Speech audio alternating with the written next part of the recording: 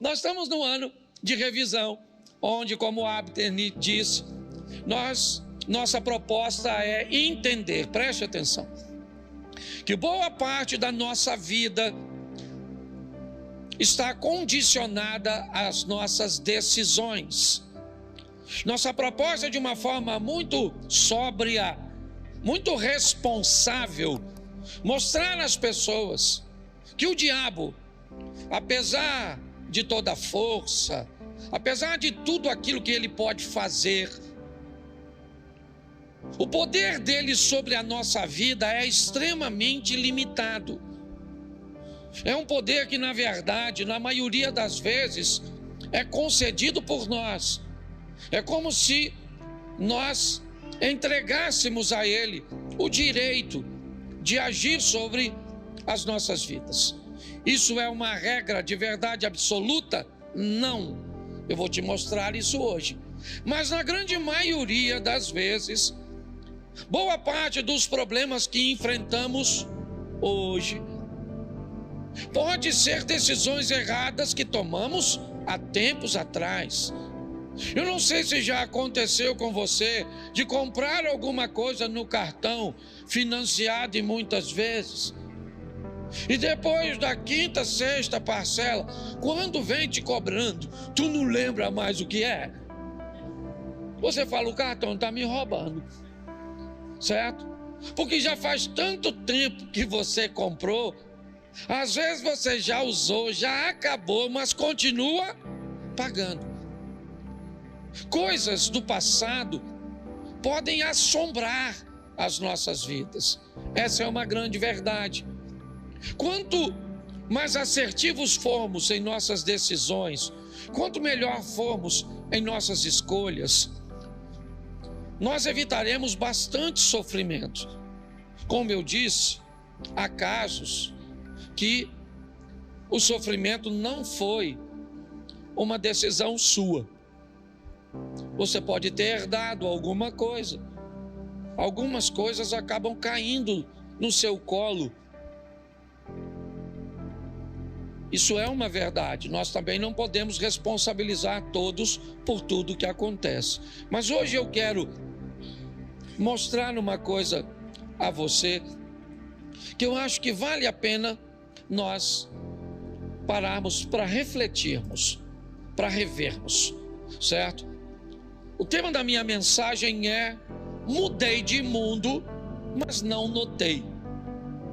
Não notei que mudei de mundo. Quando nós usamos a palavra mundo, eu quero apresentá-la aqui a vocês sobre 4 óticas. Primeiro, o mundo, tudo, a totalidade, todas as galáxias, tudo, ok? Olhando como um todo, o mundo não apenas, o mundo onde eu vivo, mas tudo. Eu estou inserido nesse ambiente, você está onde? Certo? No mundo criado por Deus, que é muito maior do que nós muitas vezes conseguimos imaginar.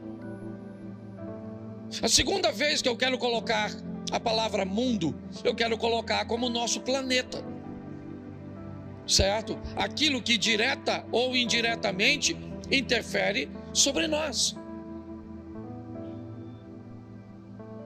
Para interferir na nossa vida, não precisa simplesmente fazer parte do nosso mundo, planeta, certo? A Lua está fora do planeta Terra, o Sol está fora do planeta Terra. As mudanças de Lua interferem nas marés, interferem, certo? Nas plantas, no comportamento de alguns animais e tantas outras coisas. Mas o mundo como planeta, certo? Também nós não mudamos dele. Nós não mudamos no mundo da totalidade, nós não mudamos no mundo planeta. Mas o terceiro mundo é o mundo do nosso ambiente de convívio. É aquele ambiente que nós frequentamos. É quando Jesus disse: ide por todo o mundo, pregai o evangelho.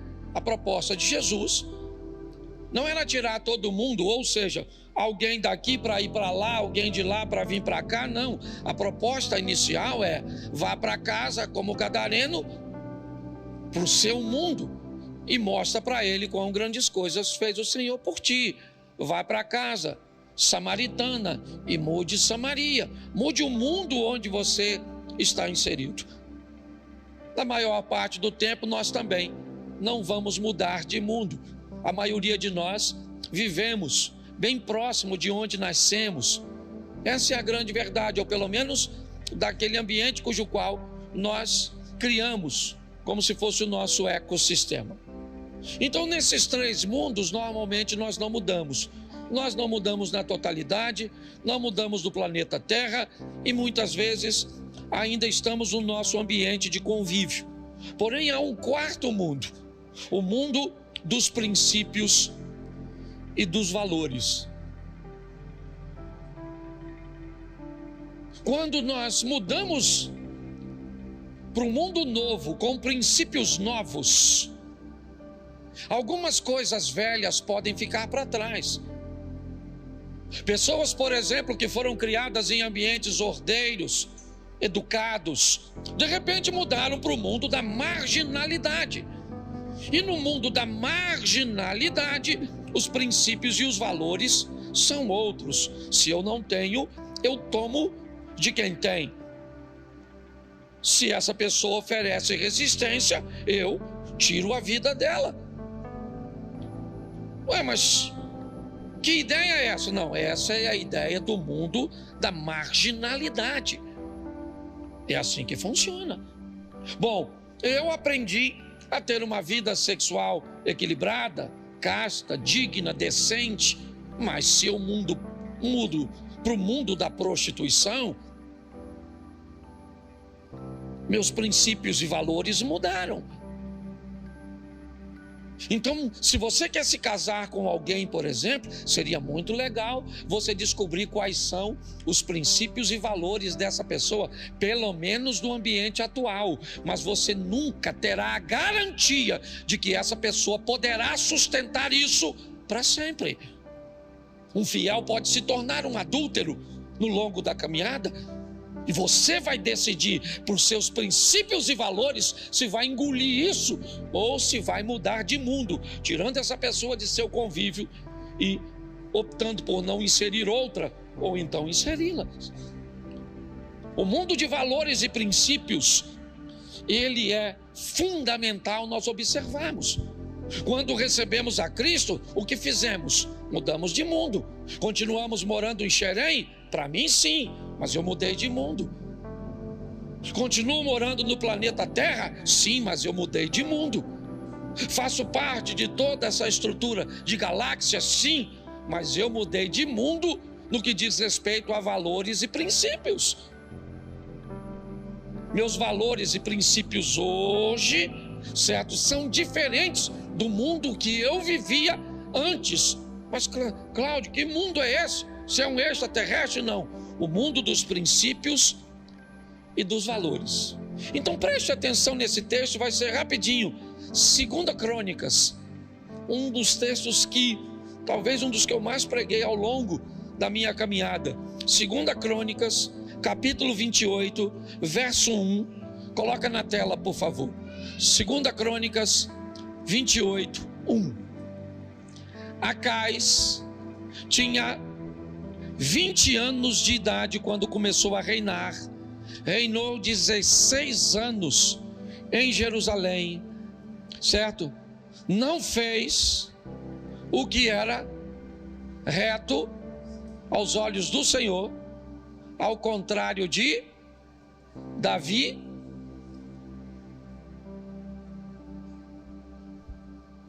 Só um segundo.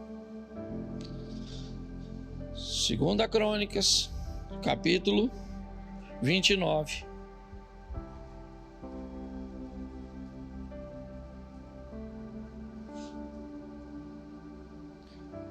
Volta no verso 1, santo varão. Ah, bem. Eu já ia falar que a Bíblia estava errada. Ezequias tinha 25 anos de idade quando começou a reinar. Reinou 29 anos, hein? A mãe dele se chamava Abia e era filha de, verso 2, Ezequias fez o que era reto. O que era reto. Eu falo o que era reto, você só completa até a vírgula. O que era reto. O que era reto. O que era reto. Feche seus olhos. Senhor nosso Deus e Pai, em nome de Jesus, continua falando conosco. Usa-me como um canal de bênção agora, para falar comigo mesmo nesta palavra. E para falar, ó Deus, com essa diversidade de corações e realidades diferentes. Abençoa-nos, ó Pai, com toda sorte de bênção. Repreendemos toda a distração. Tudo aquilo que não provém de Ti caia por terra agora, em nome de Jesus. Amém. Glória a Deus. Amém. Isso. Vamos dar uma olhada nesse texto, porque eu quero te mostrar na astúcia de um menino, de um rapaz de 25 anos de idade, chamado Acaz. Vamos olhar um pouco para a vida desse camarada, ver como ele precisou fazer revisões em algumas coisas. Mas a primeira coisa que eu quero te chamar a atenção, antes de entrar na história do Acaz, é te mostrar como o mesmo assunto pode ter 3 óticas diferentes. Talvez por isso muitas pessoas quebrem a cara, porque nós vamos precisar de uma coisa chamada discernimento, sensibilidade, para tomar algumas decisões da nossa vida em ambientes cruciais. Por favor, seja equilibrado. Deus não precisa falar com você se você vai sair com a camisa amarela ou azul. Isso não é responsabilidade de Deus, é sua. Então, por favor, não se coloque diante de Deus como um débil mental. Vou abrir aqui o cardápio no restaurante para ver o que peço nesse menu, que eu quero agradar a Deus. Você quer agradar, coma. Tá certo? Louvado seja Deus. Então pare de querer se colocar numa posição onde tudo que você vai fazer, Deus tem que falar, porque senão você não faz nada. E não pega versículo isolado para sustentar isso não, que você vai ter problema. Certo? Agora também não queira fazer tudo na vida sem falar com Deus. Tem muita coisa na vida que, se você não pedir oração a Deus, discernimento a Deus, uma direção, você vai quebrar a sua cara. Então tudo que nós vamos falar hoje é extrema. Sabe, esse extremismo maluco. Você não pode falar nada que o outro já diz, vai para o outro lado. Eu falei isso aqui e vou repetir, certo? Eu respeito quem não come carne. É um direito que você tem. Você está entendendo? Agora, por favor, respeita quem come. E não vem com essa palhaçada de que eu não quero que um ser vivo morra. Acorda, Santinho. Acorda. Deixa eu te explicar uma coisinha. Você é o dos legumezinhos, da verdurazinha. Você sabe quando aquele arado... Eu às vezes vou cortar grama no sítio. Volta e meia a gente parte uma cobra no meio. Corta um arrão, uma perereca, uma lagarta. Você imagina uma produção em alta escala. Aquela lâmina passando, quantas cobras, perereca, sapo, rã, lagartinha. Quando joga aqueles produtos químicos, quantas borboletinhas, passarinho que não morre. Então não tem isso não, essa produção de larga escala. Um montão de bicho morre, mesmo que não seja a vaquinha. Então para com essas teorias malucas. Tá vendo? É só que você que fica mais chateado com a morte da vaca do que com a da cobra, ou da perereca, ou da rã. Meus ancestrais não criaram arco e flecha para correr atrás de um repolho. Que fique claro. Mas eu respeito. Eu tenho que respeitar. Se você comer aquela folhinha, eu gostaria que folhinha tivesse gosto de picanha, mas não tem. Então dá licença. Pastor, o que você está querendo? Derrubar a folhinha? Não estou querendo derrubar a folhinha, estou querendo levar você para o equilíbrio. Você está entendendo? Chega lá no restaurante, tem alguém pedindo uma picanha, aquela coisa assim, aquela fumaça, aquela... Sangue de Jesus tem poder. Certo? Aí você olha para o lado, o que é que tem? Duas alfaces, uma cenoura, um picles, só troço fantástico, certo? Mas pastor, a gordura mata, a verdura também. Você já nasceu para morrer, não tem como não, você vai morrer, uma hora você morre, entendeu? Tá certo? É assim que funciona. Então, nossa proposta é mostrar às pessoas que precisa ver que o troço está muito desequilibrado. Ou pode tudo, ou não pode nada. Ou anda vestido demais, ou anda pelado. Ou faz tudo, ou não faz nada. Devagar. Meu Deus do céu. Então, a mesma situação pode ser. Olha como é que as coisas são. Vou te mostrar a mesma história. Bota para mim aqui, santo varão. E me ajuda agora para mim. 2 Samuel, capítulo 7, verso 2.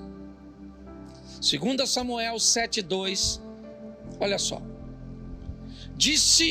E o rei disse ao profeta Natã. Quem foi que disse? Então vamos ver o que o rei Davi está pensando. Volta no 2. O rei disse ao profeta Natã: veja, estou morando num palácio feito de cedro, mas a arca de Deus se encontra numa... Verso. Então Natã disse ao... vá e faça tudo o que estiver no seu, porque o Senhor está com... Olha para mim.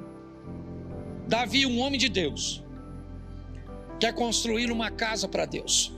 Essa é a ótica dele. Eu moro numa casa de cedro e Deus, o Todo-Poderoso, não tem uma casa para... Então essa é a ótica de quem? De quem? De Davi.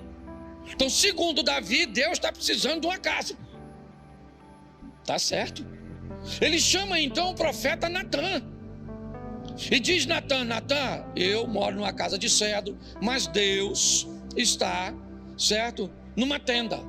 O que Natã disse no verso 3? Vai e faça tudo o que estiver no seu, porque o Senhor é... Essa é a visão de quem? De Natã. Segundo Natã, Davi deve fazer do jeito que ele pensa. É a mesma situação.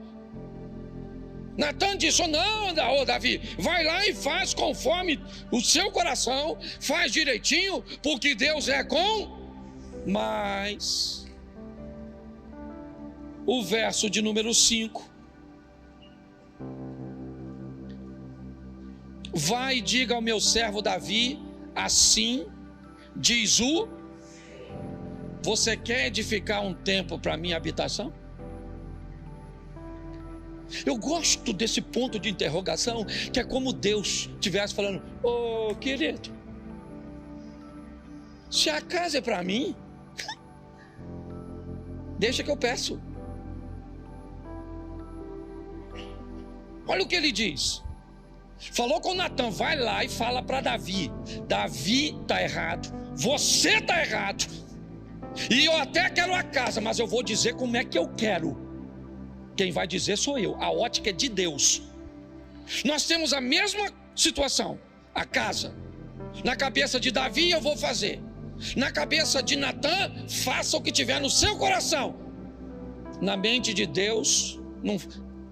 Se a casa é para mim, vai fazer segundo o meu coração, não o coração dele, o que tiver no meu coração. Eu quero com essa medida, eu quero desse jeito, eu não quero barulho. A pedra tem que ser cortada lá, quando chega aqui só encaixa, tem que ser assim, assim, assim. O fogo tem que ser único, nunca pode apagar. Tem toda uma forma disso acontecer. É assim que funciona. Eu estou mostrando a você que uma coisa pode ter três, pelo menos aqui, três óticas diferentes. A minha pergunta é só uma: a quem nós estamos a fim de agradar?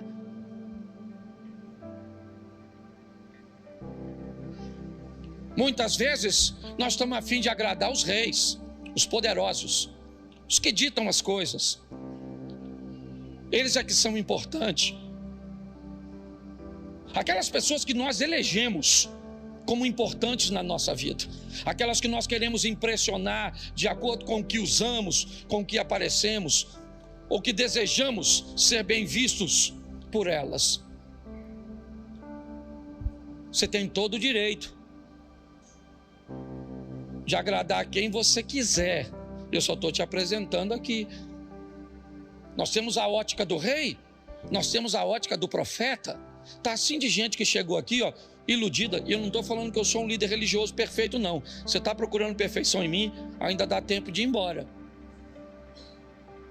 Agora eu vejo pessoas que narram coisas que homens que são sacerdotes e que ocupam cargos como eu ocupo aqui, que se acham semideuses, decidindo e expondo coisas, fazendo coisas absurdas, que parece muitas vezes que as pessoas ou sofreram uma lavagem cerebral ou têm problemas com raciocínio, com lógica.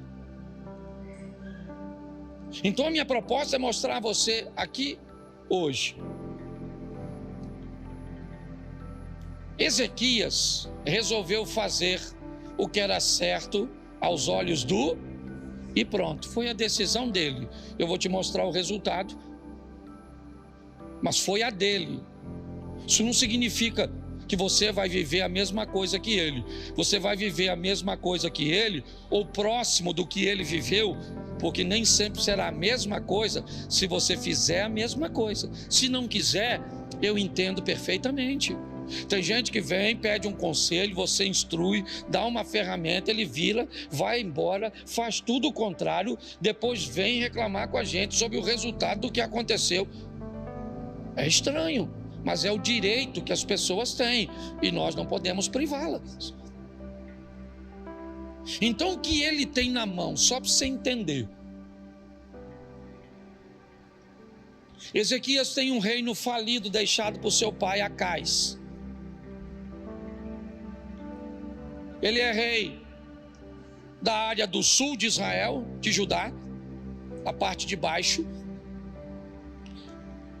E não é de hoje que Ezequias vê a humilhação assolando sua nação. Volta e meia, os assírios invadem Judá, matando os homens que podem oferecer resistência, estuprando mulheres, levando crianças cativas. Por que eles não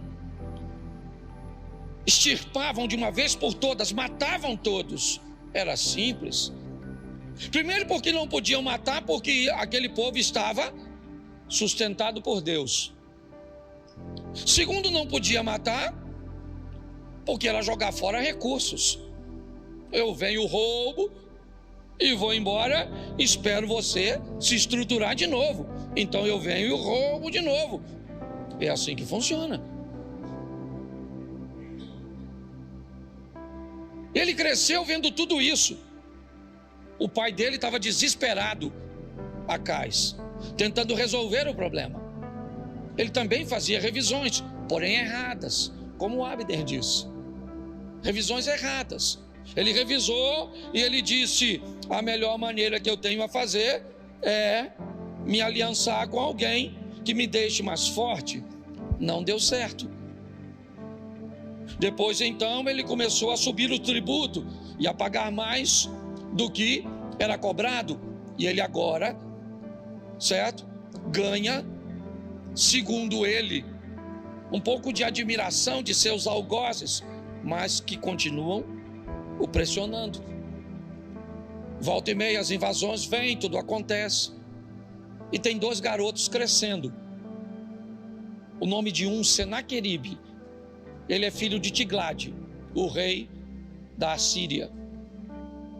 O outro garoto se chama Ezequias. Ele também está crescendo. Porque em meio às crises, alguém vai crescer dentro de você.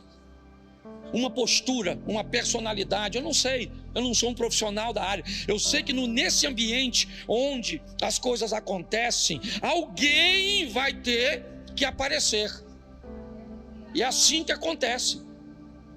Tem 2 garotos crescendo, o filho de Tiglade, Senaqueribe, e o filho de Acais. A diferença é só o seguinte: na casa do Tiglade, a fartura, a vitória. Na casa do Tiglade as coisas vão bem. O problema é na casa do Ezequias, onde tem estupro, onde tem morte, onde tem humilhação, onde tem saques. É só isso: dor, choro. Sabe o que é pior? É que ele não é um garoto comum. Sabe o que é pior? É que ele é filho do rei. Quando ele passa na rua, as pessoas olham para ele e dizem o quê? Tudo isso que nos acontece é responsabilidade de vocês. Você viu o preço que pagou Bolsonaro por ter falado a besteira de que o Covid era uma gripezinha? Quantas pessoas botaram, certo, na conta dele a morte dos seus? Eu vi até em viaduto em São Paulo escrito. E aí, a pessoa perdeu um ente querido, alguém fala uma besteira dessa, uma insanidade, que é o quê? Eu fico imaginando, Ezequias não podia sair, ele não era bem visto nem pelos seus, pela gestão de seu pai. Porém o pai morreu, porque uma hora a casa cai, meu irmão.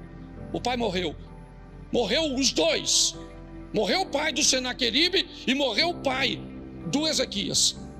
Morreu Acais e Tiglade. E o que eles criaram? 2 filhos. Só isso. 2 rapazes. Um acostumado a vencer, rico, poderoso, cheio de si. Porque às vezes é isso que os traumas fazem.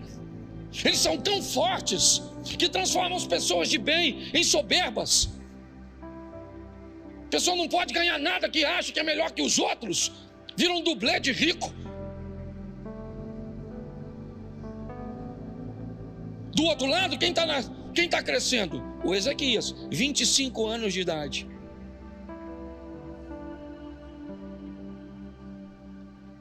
E aí Ezequias tem que assumir o trono. O pai dele morreu. Mas que trono é esse? Que casa é essa? Que herança é essa? Não deixou nada. Deixou o quê? Deixou foi minha mãe traumatizada com o homem. Me deixou o quê? Algumas escoriações na alma, que às vezes não é nem no corpo. O corpo é fácil, mas são nas memórias, nas lembranças. Vida dura. E agora, o que esse garoto vai fazer? Ele precisa sobreviver. E ele vai sobreviver. 25 anos de idade, ele assume o governo. Um governo falido. Mas o texto é bem claro. E ele fez o que era reto aos olhos do Senhor. Pronto. O sucesso de Ezequias está em não querer agradar Senaqueribe, em não querer agradar outras pessoas ou estruturas que poderiam apoiá-lo. O que ele queria era agradar a Deus. Então, o que ele faz? Não dá para copiar o pai dele. Já falei que o pai dele foi uma droga. Aí você quer definir para mim, eu até acredito na influência, mas você quer dizer para mim que todo mundo vai virar um produto do meio? Meu irmão, eu conheço a vida de muita gente aqui, e gente que é gente boa, e venceu, e rompeu. Pode ter alguns resquícios, é verdade, comportamentais, porque ninguém é perfeito.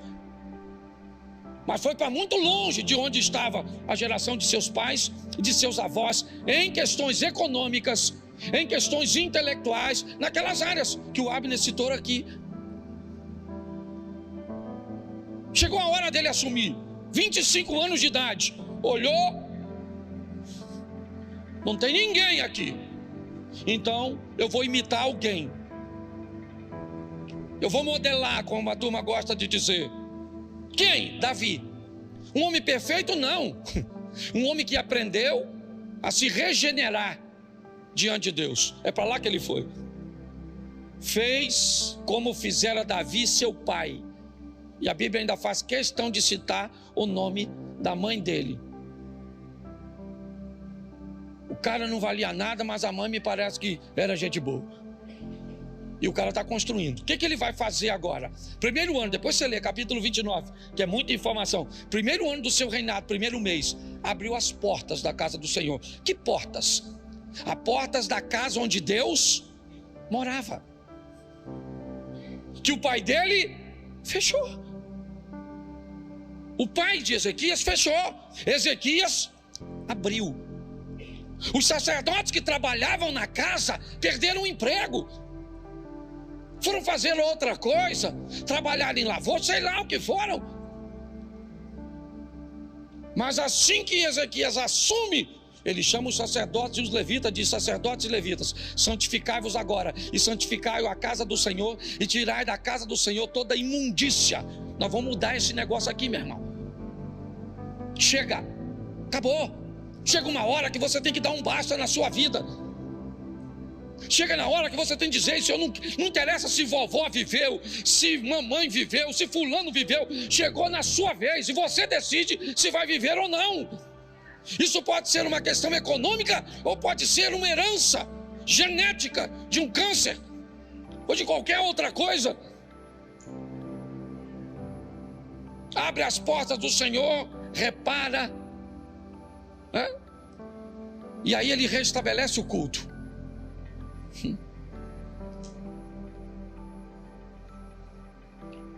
O outro rapaz está vivendo a vida dele, mas está chegando o tempo que a Síria vai invadir. Havia uma série de coisas, não tem como falar agora, certo? Guerras eram travadas em momentos onde questões climáticas eram favoráveis, tá certo? Basicamente todos eles tinham a mesma estrutura, então não fazia a mínima lógica estabelecer uma guerra em ambientes frios demais, certo? Onde eles estavam, porque senão eles venciam a guerra contra o inimigo e perdiam a guerra para a hipotermia.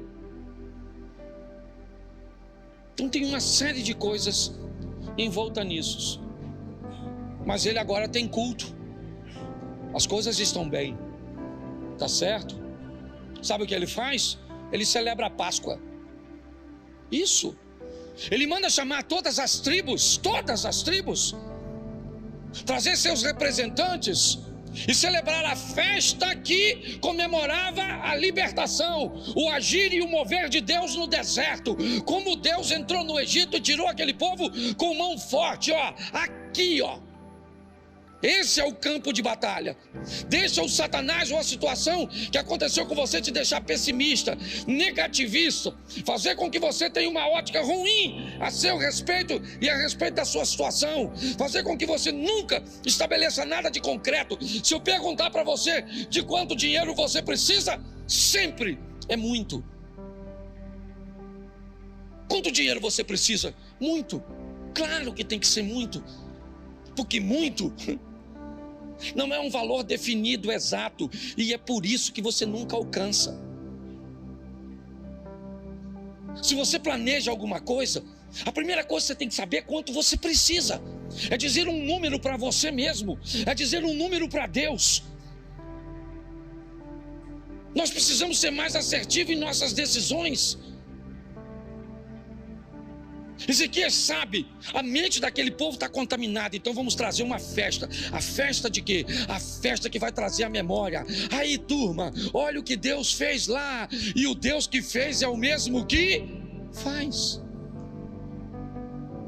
Sabe o que ele faz? Pede oferta.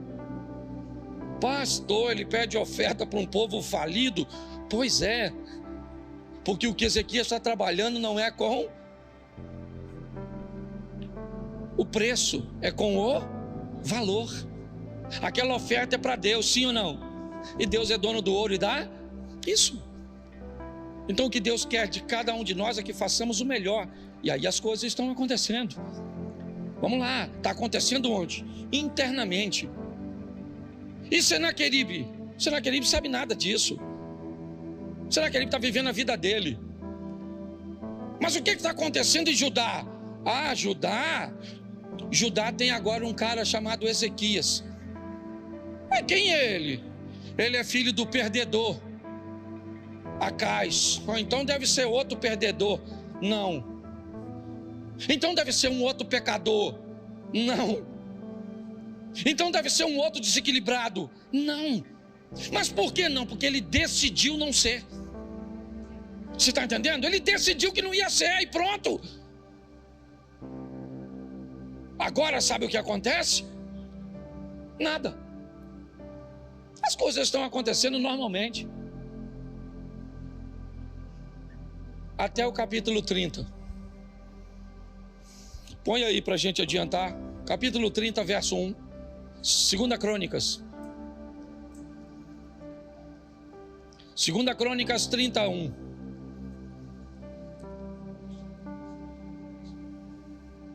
Segunda Crônicas, capítulo 30, verso 1.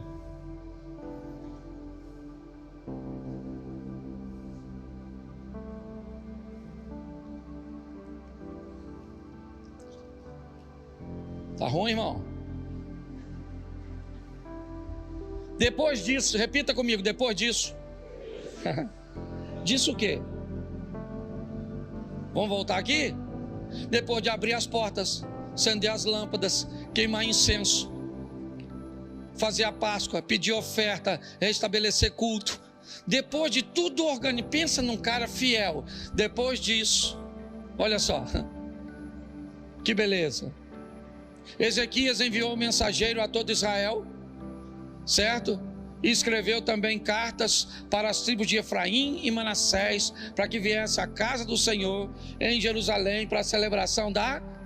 Isso, a festa que celebrava a libertar, capítulo 32.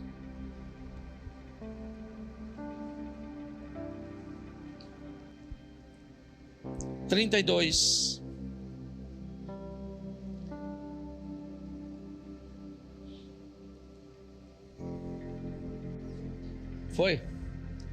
Depois dessas coisas, repita comigo, depois dessas coisas e desta fidelidade, Senaqueribe, o rei da Síria, invadiu Judá e sitiou as cidades fortificadas com a intenção de...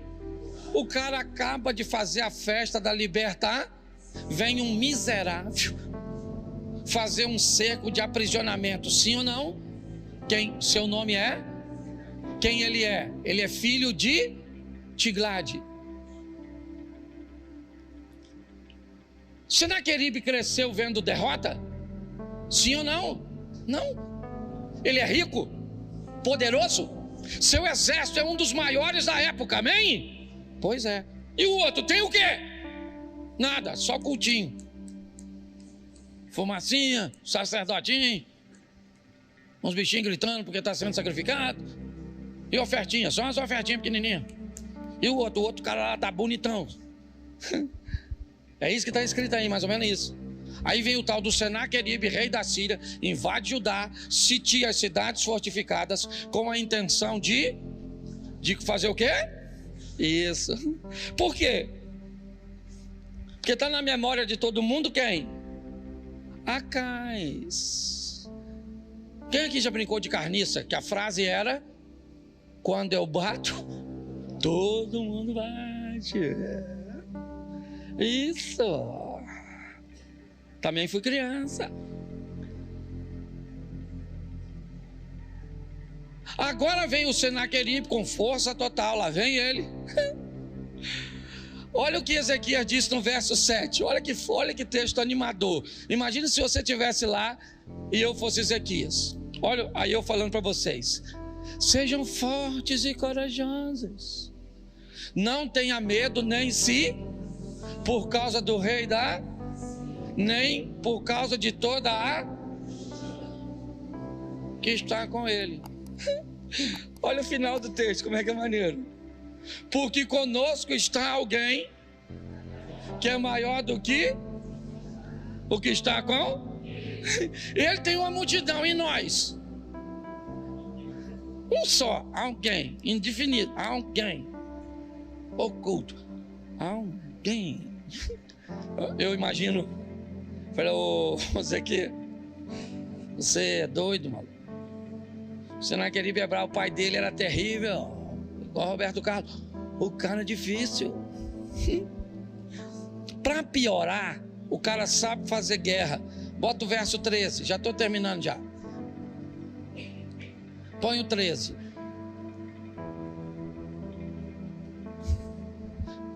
Se não precisasse, vocês não sabem os que os meus fizeram com todos os povos das outras? Será que os deuses das nações daquelas terras puderam de alguma forma livrar o seu país das minhas? Olha só! Bravo, Sinaqueribe! Falou aí, tradução. Vou botar minha tradução agora, Cláudio Duarte. Aí, maluco, é melhor vocês se render. Papai arrebentou o seu, porque seu pai era um Zé Ruela, e agora eu estou substituindo o papai, e esse tal de Ezequiel aí, ó, que está querendo enganar vocês, ele está falando para vocês adorar um Deus só, ó, nós já ganhamos tudo, ó. Tudo. Nós vamos chegar aí, vamos arrebentar vocês. Está escrito aí, ó. Verso 20. Põe aí, santo varão.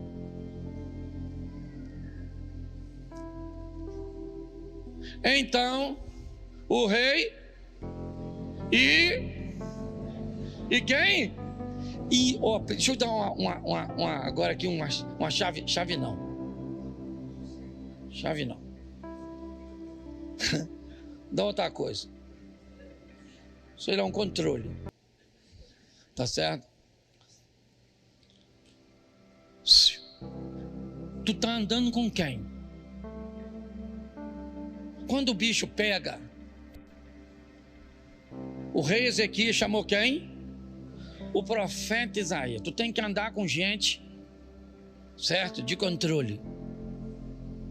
Para andar perto de tu. Ele chamou Isaías e falou: Isaías, meu filho, o Sinaqueribe está aí ameaçando nós ler uma carta. Se você ler a carta que o Sinaqueribe mandou, está aqui, ó, que não dá tempo de eu ler. Pensa numa carta, falou: olha, eu vou arrebentar vocês, vou arrebentar meu pai, arrebentou o pai de vocês, quero ver quem é o Deus de vocês para livrar vocês das minhas mãos. Se eu oro, eu ia orar assim: Senhor, eu estou aqui com Isaías, eu trouxe Isaías aqui, profeta do Senhor, e falar com o Senhor do Sinaqueribe aí, ó, eu abri portinha, acendi lâmpada que papai fechou, o sacerdote tá tão bonitinho, tudo de branquinho, tem cultinho, tem canção, poderoso Deus, tem, saindo fumacinha, a dinheiro tem muito não, que a gente não tinha quase nada, certo? Mas tá tudo lá. Aí o Sinaqueribe vem, sabe o que ele falou? Ele falou que eu não sou nada, que eu sou mentiroso, e isso eu nem ligo, senhor. Mas se o senhor escutar o que ele falou do senhor, eu tô aqui para fazer fofoca não, mas se eu sou o senhor, comigo eu nem ligo não. Eu sou um pobre mortal, mas se eu sou o senhor, eu ia fazer uma fofoca desse tamanho. Oraram por favor, em nome de Jesus Cristo Nazareno, quando for orar, diga o que é. Pastor, eu fui orar eu viajei, me levaram para orar numa oficina. Pastor, o senhor pode orar aqui? Eu falei, claro. Então vamos orar? Eu falei, não, peraí. Orar por quê? Qual é o propósito da oração? Não, pastor, falou, eu acabei desfazendo uma sociedade, então o meu serviço era um serviço visto de uma forma melhor do que o do meu ex-sócio, então ele está me perseguindo com inveja, eu estou enfrentando algumas dificuldades com permissões, com autorizações para manter a minha oficina liberada, ela é na América, certo? Eu estou precisando ampliar, e ele foi me dizendo o motivo.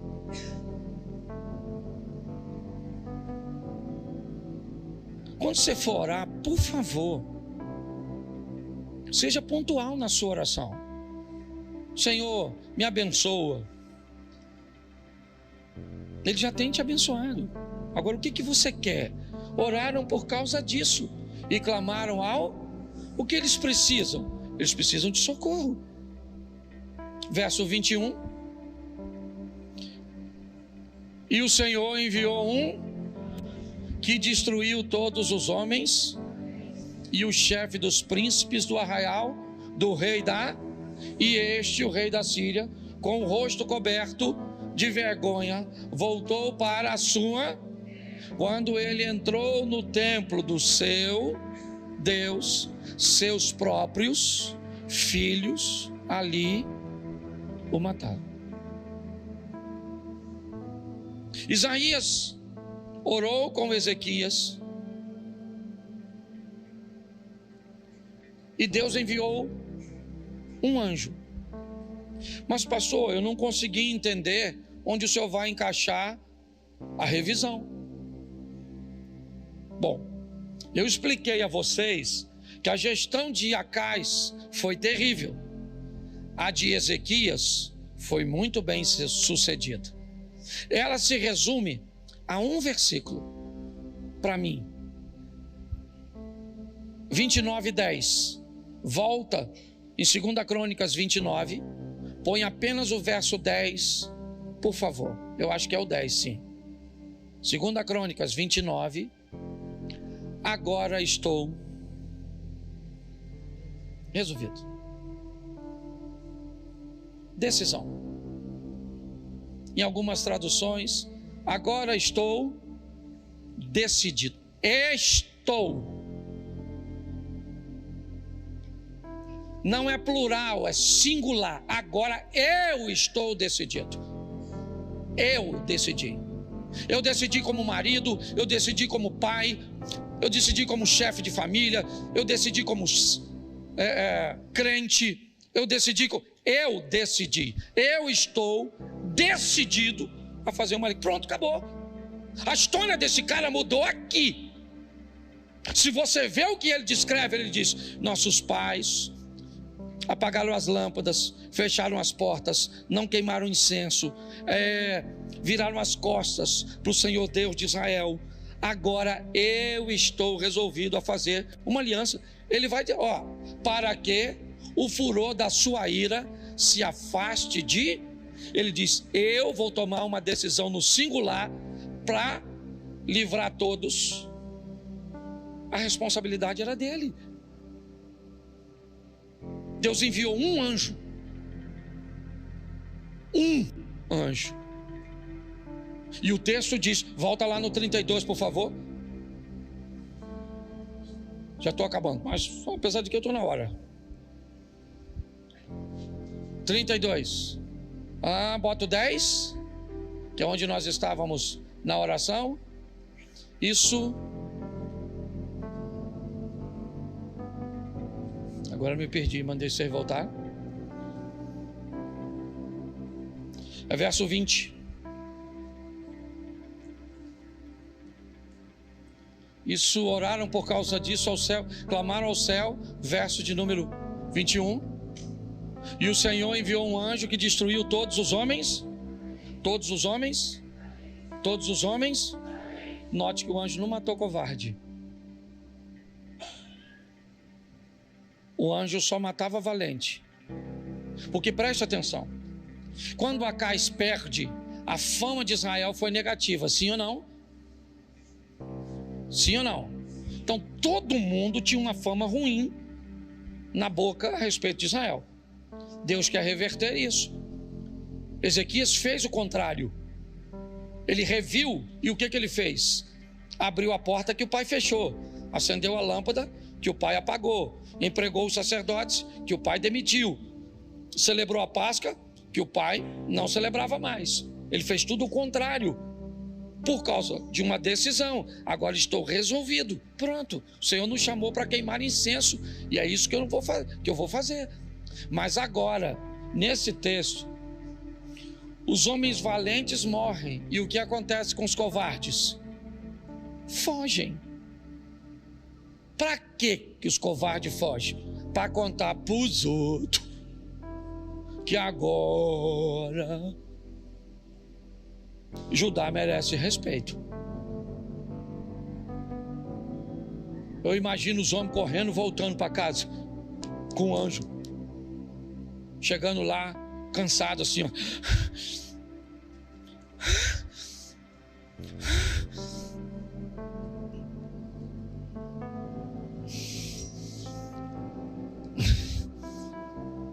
Judá não tem soldado, não. Judá não tem nem arma. Mas, maluco, Judá tem um anjo. E alguém deve ter falado, um só? E quem fugiu falou, se tem dois, eu não chego aqui. Mas o mais legal não é isso. Você lembra que mataram o Senaqueribe? Sim ou não? Mataram ele, não mataram? Pois é, agora todas as nações vizinhas ficaram sabendo do tal anjo. Aí eles juntavam dinheiro, botavam naquelas caravanas e trazia para quem? Para o Zequia. Depois você lê, porque eu acho maior barato. Eles estacionando aqueles carros assim. Eu imagino Zequia bem assim, ó.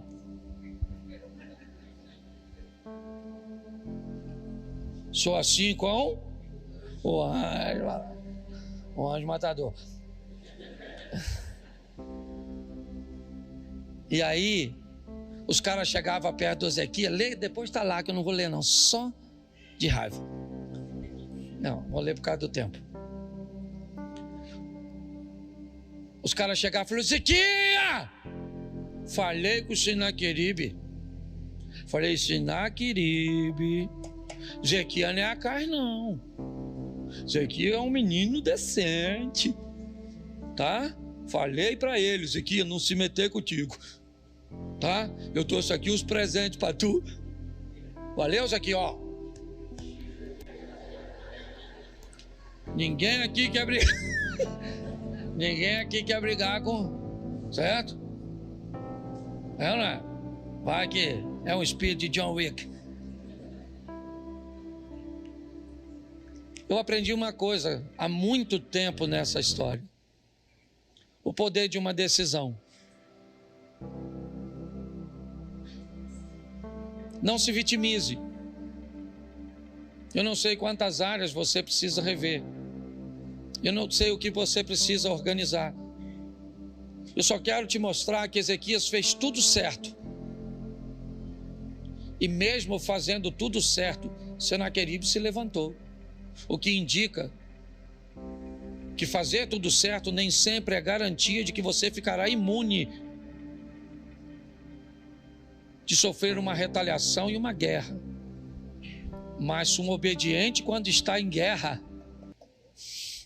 os céus estão de olhos abertos para defendê-lo. É só isso. Vão pelejar contra a sua empresa, vão pelejar contra o seu casamento, vão pelejar contra os seus filhos, podem pelejar do jeito que for, mesmo você estando em obediente. Mas, meu irmão, onde você não puder defender, lá vai estar um anjo de pé para proteger e agir a seu favor.